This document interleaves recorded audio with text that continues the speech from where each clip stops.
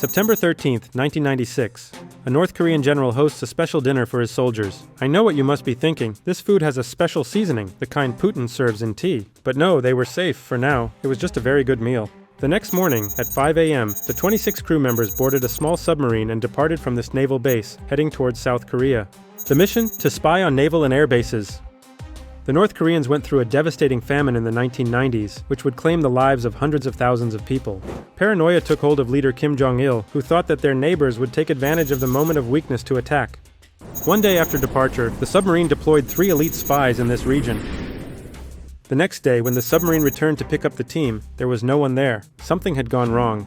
It then submerged and returned to international waters. The following night, at 9 p.m., the submarine returned once more, and that's when everything got worse. The propellers became tangled in seaweed, and it ran aground on a reef 20 meters off the coast, 65 feet in this region, about 5 kilometers from the nearest city, 3 miles. At midnight, the 26 crew members abandoned the submarine to hide in the city, trying to escape to North Korea. But they were really unlucky. Between 1 and 1:30 a.m. on the 18th, a taxi driver spotted the silhouette of the stranded submarine and all those people by the roadside. They all had short hair and were dressed very similarly. The driver became suspicious and alerted the authorities. At 7 a.m., the submarine was approached by South Korean military forces.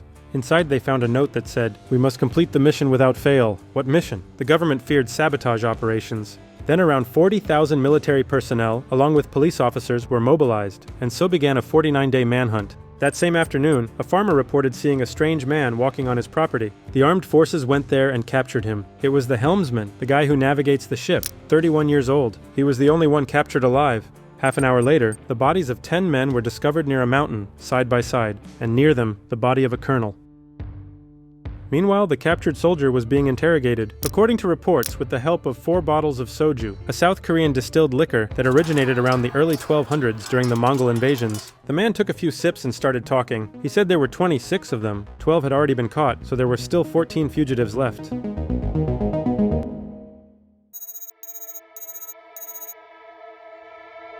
The next day, troops were involved in the first shootout, resulting in 7 North Korean fatalities. A few days passed, another shootout, and 4 more. With that, only 3 fugitives remained. But they were not just anyone. They were the elite military members of the reconnaissance team. On October 1st, a South Korean diplomat was assassinated in Vladivostok, Russia. The assassins were never found, but he was injected with a needle containing the same type of poison that was found with the submarine crew. On November 4th, a civilian driver spotted 2 strangers crossing a highway, just 20 kilometers from the border, 12 miles. He alerted the police, and the next morning, on November 5th, South Korean troops cornered the 2 agents, who fought back with M16 rifles and grenades, killing 3 soldiers before being killed themselves. They were so close to the border, almost made it, and had already traveled about 100 kilometers, 62 miles. That was on November 5th. The manhunt had started on September 18th. The last one was never found. The authorities ended the operation, assuming he either died or, more likely, crossed the border into North Korea. The massive operation cost $187 million at the time. It's the cost of mobilizing more than 40,000 soldiers and vehicles for 49 days. In the found diaries of the submarine soldiers, they discovered that 2 of them spent a night at this ski resort playing video games, 29 kilometers from where the submarine ran aground, 18 miles. Playing video games. If it weren't for the brainwashing by that dictatorial regime. Of the South Korean casualties, 12 were military personnel and 4 were civilians. If it had been any other country, it would have been just a diplomatic embarrassment. However, since North Korea has a doctrine that soldiers should kill themselves before being captured, this resulted in a bloodbath. The captured crew member said that a similar infiltration mission had occurred a year earlier in the same region. And in previous decades, North Korea had already infiltrated thousands of spies into South Korea, some with the aim of assassinating government leaders. At the end of that year, the North Korean government offered a rare statement of deep regret about the submarine incident. The only captured infiltrator remained in South Korea. He became a Navy instructor and even earned a master's degree in 2005. June 1998. A South Korean fisherman spotted a small submarine, 24 meters long, 79 feet, caught in fishing nets. Several crew members could be seen on the deck trying to free the submarine. When they noticed the fishing boat, they waved friendly. The captain of the fishing boat was suspicious. They were only 33 kilometers from the demilitarized zone, 20 miles. And he certainly remembered the incident with the other submarine 2 years earlier, so he alerted the authorities. Meanwhile, the submarine freed itself from the fishing nets and began heading north, with the fishing boat following from a distance. But soon after, the submarine capsized and ended up belly up. South Korean Navy ships surrounded the Yugo-class submarine and attempted communication, first by radio, then by loudspeaker, and finally by knocking on the hull, but received no response. To avoid the risk of opening the already capsized submarine at sea, a South Korean Navy corvette began towing the submarine with the crew still inside. A team was already prepared to open the submarine, and even the survivor captured from the last incident was present to help with negotiations. 대형 잠수함으로 쓴 26척.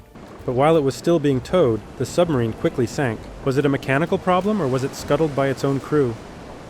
On the 25th, a team recovered the submarine from a depth of approximately 30 meters, 100 feet. They then discovered that it had only flooded 76 centimeters, about 2.5 feet. In other words, there was still air inside. They could have survived. However, being North Korean soldiers, the 5 sailors were shot dead by the 4 elite soldiers who were also on board, who then killed themselves. The submarine had a peculiar configuration, with a single shaft driving 2 propellers rotating in the same direction, aimed at reducing noise. Additionally, the hull was made of plastic to reduce magnetic detection by aircraft. Both the media and the government criticized the military for failing to detect the submarine, having to rely on taxi drivers and fishermen. However, these submarines are so small that they are very difficult to detect, especially in the shallow coastal waters. I don't know if you noticed, but all these submarines were green. If you're curious why, I made a video about it. There have been numerous incidents involving North Korean spy submarines, but these were the most dramatic. There was one in '98 that I found curious because the crew had Nestle Crunch bars with them. Well, that's it for this video. Thank you for your company, and until next time. 북한은 대형, 중형, 소형을 합쳐 100척 이상의 잠수함을 보유하고 있다고 증언했습니다. 북한은 이 잠수함을 대남